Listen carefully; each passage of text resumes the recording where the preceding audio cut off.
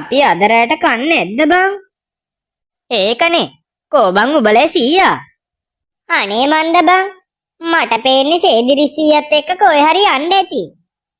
අඩුම තරමේ මොනා හරි උයලා ගියා නම් අපිට කන්න හරි තිබ්බා.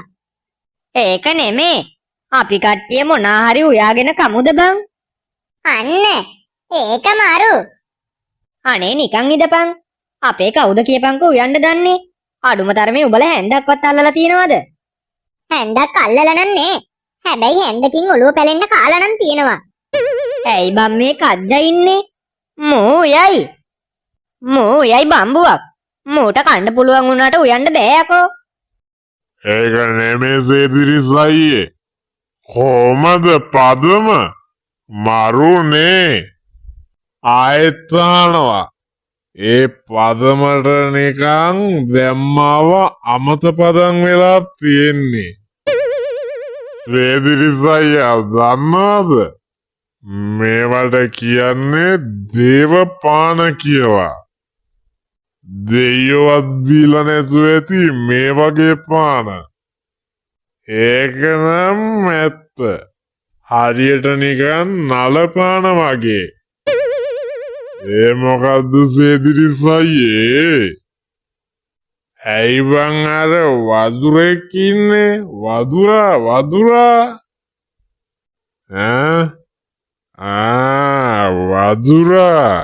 හරි.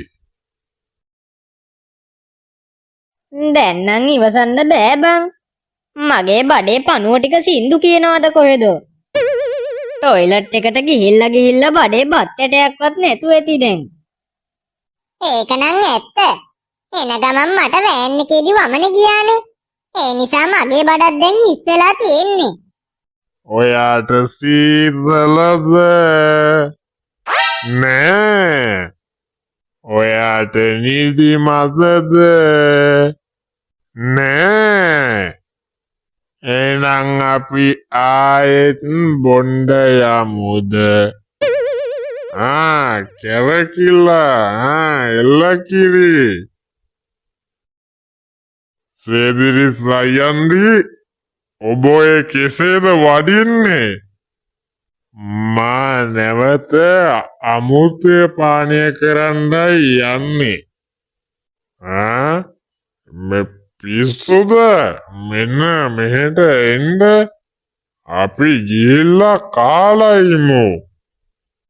දැන් ඔබනේ කිව්වේ යන්න කියලා හද්දි එලකිරි කියලා. ඒක මම මේ සින්දුවට කිව්වේ. යකෝ සින්දුවලට ඔහොම ඒවා කියනවද? මොකද්ද බං මේ වෙලා තියෙන්නේ? පේන්නේ නැද්ද යකෝ? සීයලා දෙන්න හොදටම බීලා නෙමේ නාලා වගේ. කොල්ලනේ. මොකද බම් මේ ඇලිමැලි වෙලා පුරුවල දිගා වෙලා නිදි කරන්නේ? මොකෝ ඔබලා කලින්ම කෑවද? ඕම තමයි. බඩ පැලෙන්න කාපුවාම නිදිමත එනවා. ඒත් බං කාපු ගමන් නිදාගන්න හොඳ නෑ. පොඩ්ඩක් එහෙට මෙහෙට දුවලා පැනලා පිට එකේ ඉඳපල්ලා. දුවලා පැනලා පිට එකේ ඉන්න? මොණ්ඩේ ඕවා කිව්වට වැඩක් නෑ බං. බලපන් මුංගේ හැටි. කාලා බඩවල් උඩ දාගෙන පෙරලිලා ඉන්න හැටි. බඩවල් දාන්න නම් බඩට හුලං ගහන්න තමා වෙන්නේ. අම්මපා මේවට තමයි ඇගේ ඉන්න මාළු කරණම් ගහන්නේ. සීයා පිස්සු කියවනවා. මොන කනවද? කණ්ඩ කැම තියෙන්න දෙපෙයි. අප්පර සීරි මොකක් කිව්වා? ඇයි බං මං කැම ටික උයලානේ තිබ්බේ. උයලා තිබ්බනම් තියෙන්න දෙපෙයි. අප්පර සීරි දැන්නේ මතක් උනේ. උබලා එන්න පරක්කු වෙයි කියලා හිතලා මම කෑම ටික හදලා ෆ්‍රිජ් එකට දැම්මනේ. අපරාදේ. දන්නවනම් රත් කරගෙන කනවා. හරි ඉදපල්ලා. මම පට ගාලා කැම ටික රත් කරගෙන එන්නම්. අම්මේ බඩගින්න කොහෙන් ගියාද දන්නේ. පුදුම කෑමක් කෑවේ. කොහොමද කොල්ලෝ කෑම ටික? සුපිරිනේ. ආයෙත් අහනවා මාළු හොද්ද නම් මරු. ඒක නම් ඇත්ත. ඒකත් එක්ක සාම් කෑ හැටි වෙනකම්. මොකද්ද බං ඒ කිව්වේ? ඔය කතා කර කර කණ්ඩ එපා කොල්ලෝ. ඕක හිර වෙයි ඔබට. මෝනිකම් පාන් කන්නේ හරියට කිඹුලා කිරිමැටි ගිලිනවා වගේ. අනේ ඔයා නම් කියේ. මං උදේට කාලත් නෑ. නවයට කාලත් නෑ. ඈ කියන එකක් ඔය මගුල ගිලලා ඉවර වෙලා කියපන්කෝ. ඒක නෙමෙයි සීයේ. ඔයා අර අපිට කලින් දූපතක් ගැන කිව්ව නේද? දූපතක් ගැන කිව්වා? මේ මම ඇයි අප්පා? අර මේ පැත්ත ලස්සනයි.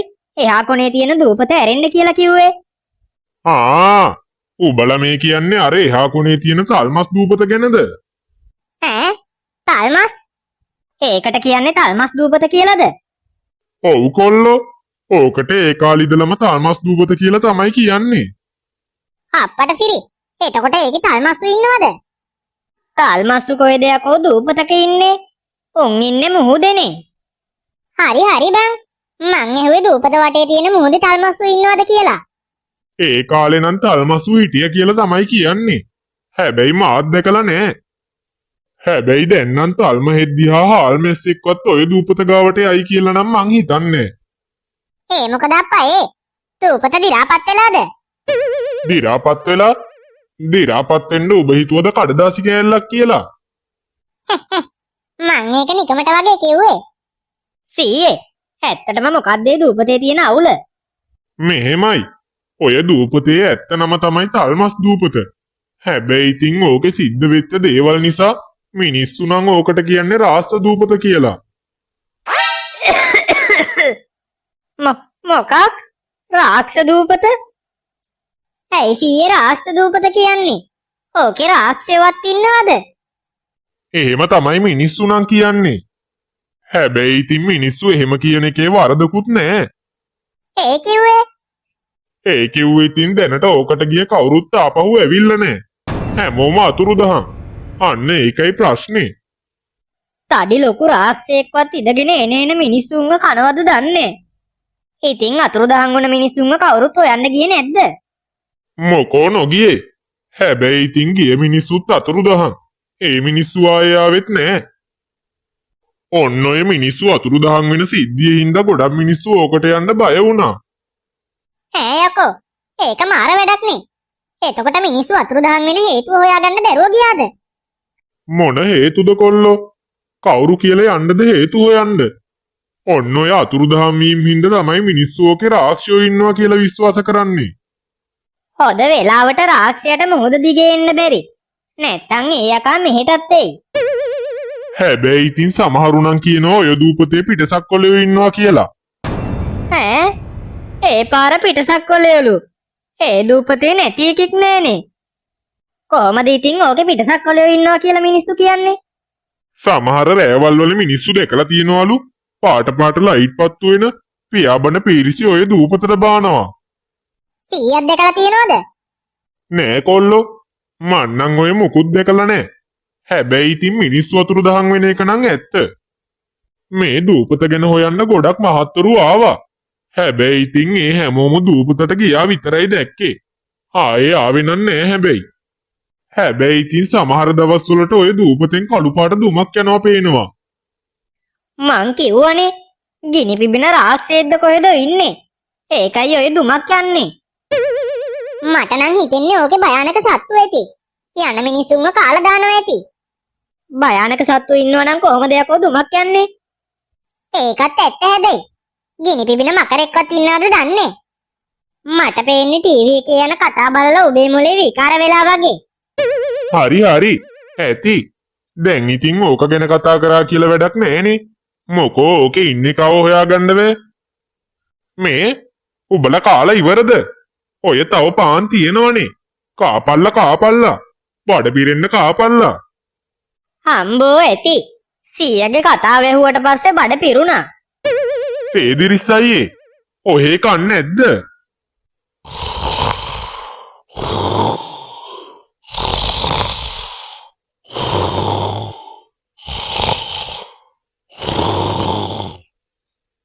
අප්පට සිරි සේදිරිස් අයියට නින්ද ගිහිල්ලා වගේ.